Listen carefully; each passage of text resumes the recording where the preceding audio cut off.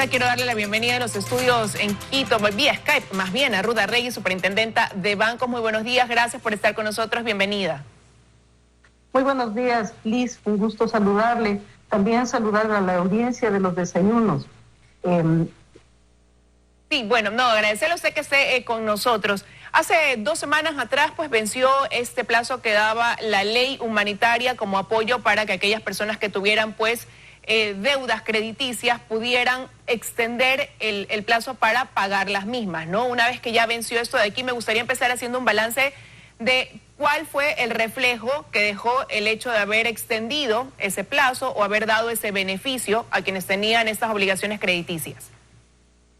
Mire, excelente, realmente nosotros tenemos un balance de qué tan efectivas han sido estas medidas de primera fase, siempre pensando que fueron medidas temporales, que han sido medidas temporales, porque como usted conoce, esto estaba atado mucho a lo que tiene que ver con el confinamiento y también en términos de la semaforización que las autoridades del COE, tanto nacional como cantonal, han ido adoptando para poder permitir o no el retorno a las actividades económicas y productivas. En ese sentido, la primera resolución, que fue la 569, que adoptó la Junta de Política y Regulación Monetaria con recomendación de la Superintendencia de Bancos, buscaba que haya un diferimiento de obligaciones crediticias para 60 días. Pero a los 60 días no regresamos todavía del confinamiento a las actividades productivas. Entonces fue necesario extender el periodo por 90 días adicionales. Estos 90 días se emitieron una resolución, que es la 582, con la cual se extendió este periodo. En ese momento ya el Congreso y el Ejecutivo habían aprobado la Ley Orgánica de Apoyo Humanitario. Y esta ley orgánica lo que permitió es extender un poco más del plazo hasta completar 180 días que se vencieron efectivamente el 12 de noviembre pasado. Entonces nosotros como superintendencia veníamos avanzando en la revisión y sobre todo la exposición ante la Junta de lo que podían ser medidas de segunda fase. Para entrar a lo de las medidas de segunda fase, sí me gustaría comentarle que yo decía que hemos tenido un resultado positivo porque las medidas estaban diseñadas para dar un alivio financiero. Y ese alivio financiero sin impactar en los ahorros del público, es decir, manteniendo la estabilidad de los depósitos. Entonces, esto ha sido importante porque en el momento pico del diferimiento, en ese momento lo que logramos nosotros en montos diferidos, logramos alrededor de 10.800 millones de dólares. Es decir, fue el momento más importante de los diferimientos. Esto es junio del 2020. Ahora, y esto representó a su vez alrededor de 2 millones de operaciones. Ese es el porcentaje de alivio a esa cartera que tenía la banca en su totalidad, pero también, por ejemplo, para septiembre, que se manejaban ciertas cifras, provocaba el nivel de morosidad que todavía había. En ese tiempo se consideraba que el índice que se registraba era de 1,25 para el segmento comercial, 6,74 en consumos, 5,26 en vivienda y 5,97, casi el 6% en microcréditos. ¿Ha variado esto de aquí conforme han ido pasando los meses? ¿Se ha ido reactivando? ¿Sí, la economía, se ha dinamizado más la economía?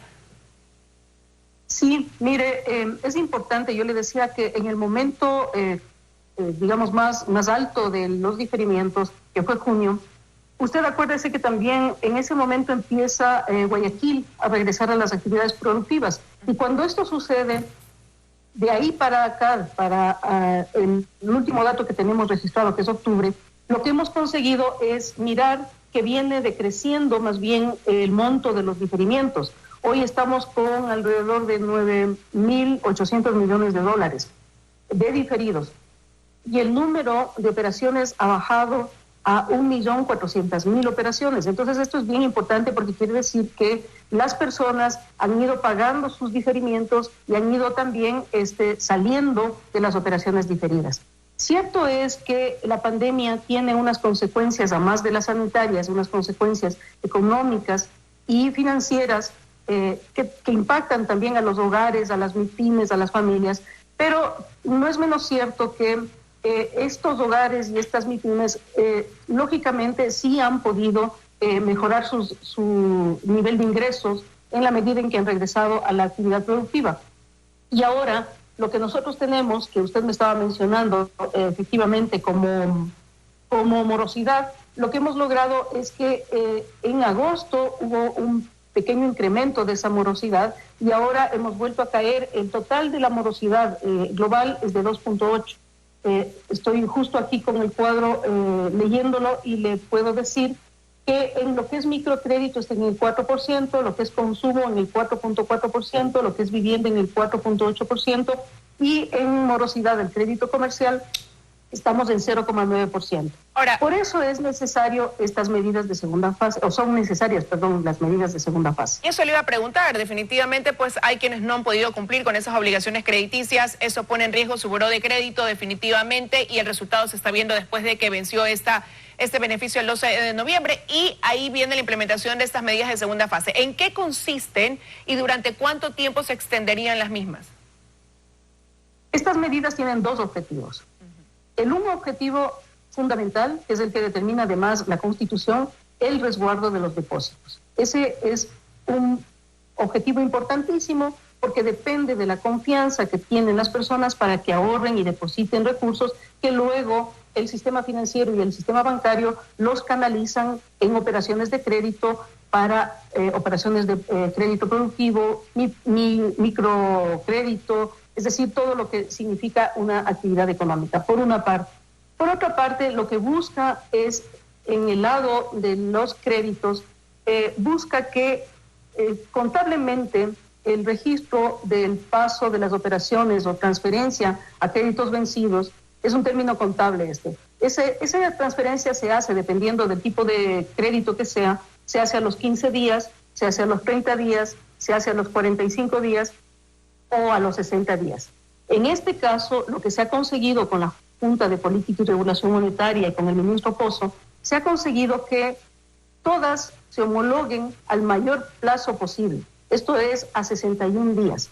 Entonces, todas las operaciones de crédito, en este momento, a través de la resolución 609, pueden ser contablemente trasladadas a vencido a partir del día 61. Esto hace, a su vez, que se mantenga la calificación crediticia de los sujetos de crédito, que eso es lo positivo, eso es lo bueno, digamos, que significa un diferimiento adicional. Eso es lo que significa, un diferimiento adicional de 61 días. Y esto va a estar vigente hasta el 30 de junio del año 2021.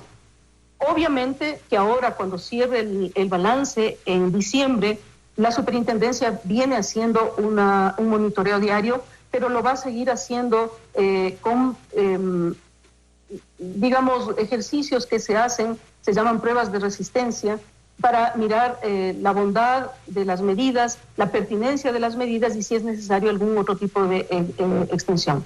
También tiene esta medida que venir acompañada de política pública. Entonces hemos hablado con el ministro, él ha hecho ya un anuncio, el ministro Pozo, respecto de un fideicomiso, un fondo. Él ha dicho un bono, que no es un bono de deuda, ¿no? Pero él ha hablado de un bono que es importantísimo porque la cartera, como le dije, está diferida en 1.800 millones de dólares.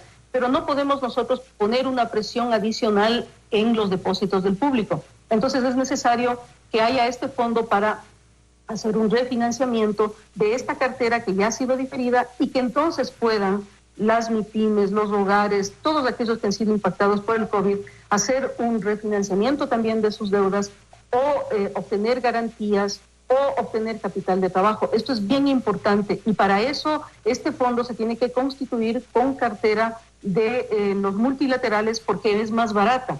Y ahí vamos a tener entonces la posibilidad de extender el plazo, ya no son de medidas temporales, sino ya van a ser de corto y de largo plazo, porque se va a poder extender los créditos a 4 años, a 5 años, a 6 años, dependiendo del tipo de deuda, y a su vez van a poder obtener ciertos plazos que son de periodos de gracia.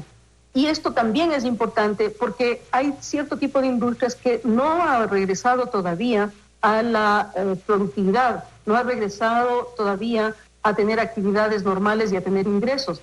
Y esto está determinado de que no lo van a hacer tan rápidamente tampoco. Entonces, para esas industrias se necesitan estos periodos de gracia.